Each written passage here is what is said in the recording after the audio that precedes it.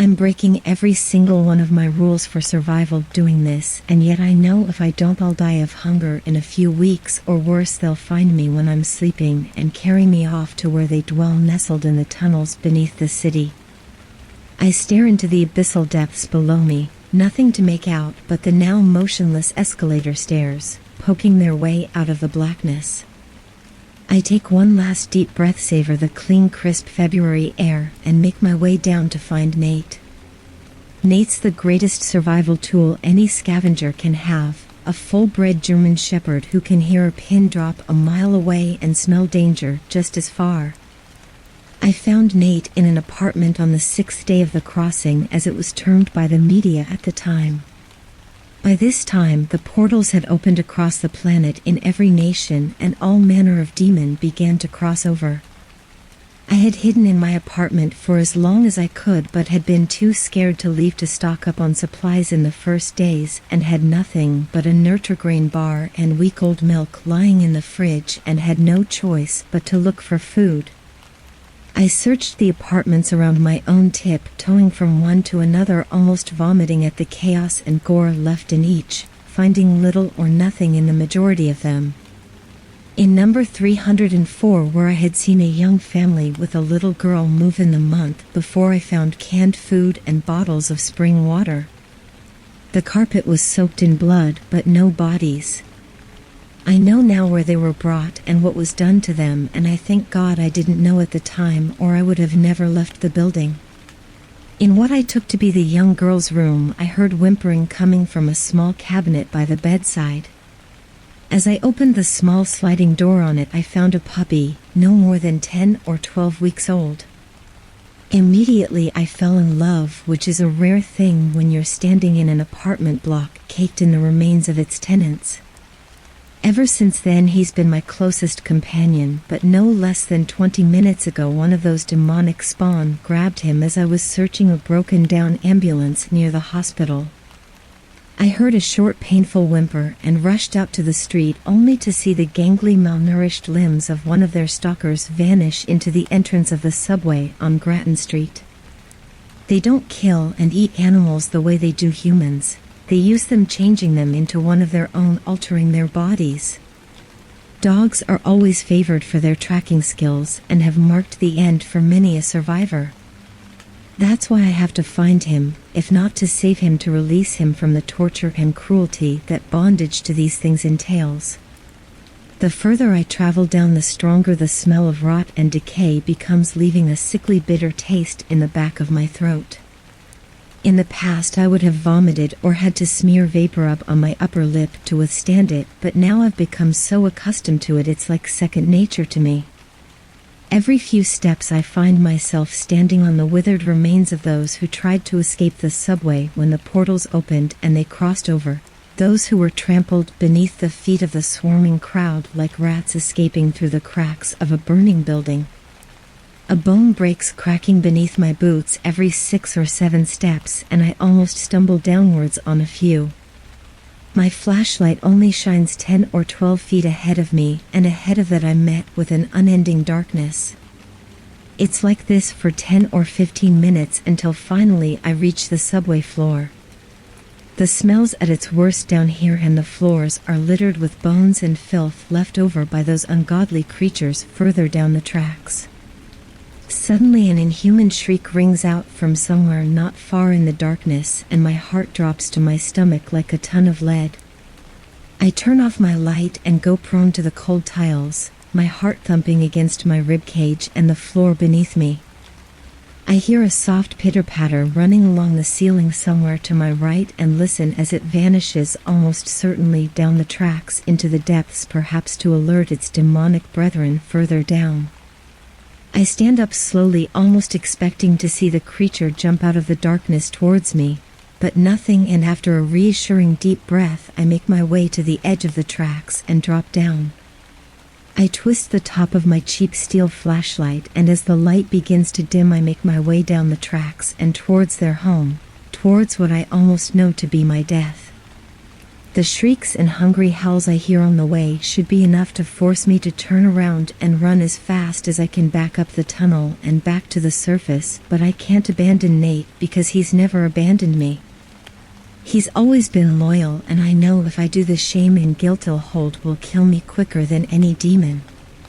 After what seems like hours, but probably no longer than 20 minutes, I come to a junction in the tracks and a train carriage.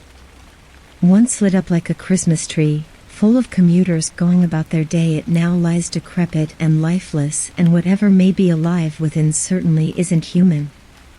The door of the carriage is torn open, hanging by no more than one or two of its hinges. I make my way past the door and into the carriage, and the first evidence of those things lies in front of me. Hundreds of prints overlapping one another, left in blood from feet and paws and things that resemble hoofs like those of a pig, but much larger. In some you can make out the long claws and talons used to disembowel and dismember people like myself, people foolish enough to enter their domain. The howls are louder and closer now, no more than 4, maybe 500 meters in front of me. I don't walk, I crouch down and make my way through the carriage. Small pieces of entrails and viscera lie strewn across the floor of the carriage. I do my best not to stand on them, but feel the stickiness of the congealed blood and fluids beneath my feet. I can hear them outside the carriages at either side, the crunching of bone and soft wet sound of them devouring flesh, snorts and growls as they do so. I feel like standing up and running. My whole body and mind are screaming to, but as hard as it is, I ignore it and push forward, slowly but surely following in what I can only hope to be the steps of Nate's abductor. I see the end of the carriage in front of me and once again go prone and begin crawling towards it, the flashlight slightly illuminating the sides of the door. When I finally make it to it, I'm met with a sight I know will never leave me until the day I die. In front of me, facing away, crouched over Nate, the figure of the stalker, the skin of its back pale with a sickly green hue, sores and scabs appearing at intervals across it, and its spine jutting out beneath its irregularly long body. Its gangly arms lie by its side. It reminds me of a ghoulish painting I had once seen years before the crossing in a basement close to my old home in Boston by an artist called Pickman.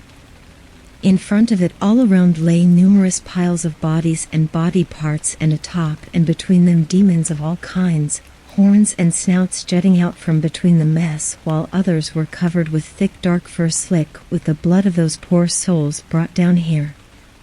Near the top of the closest pile, 8 or 9 meters in front of me, a demon lies face down with appendages like that of an insect connected to a body which, although malformed, appears human.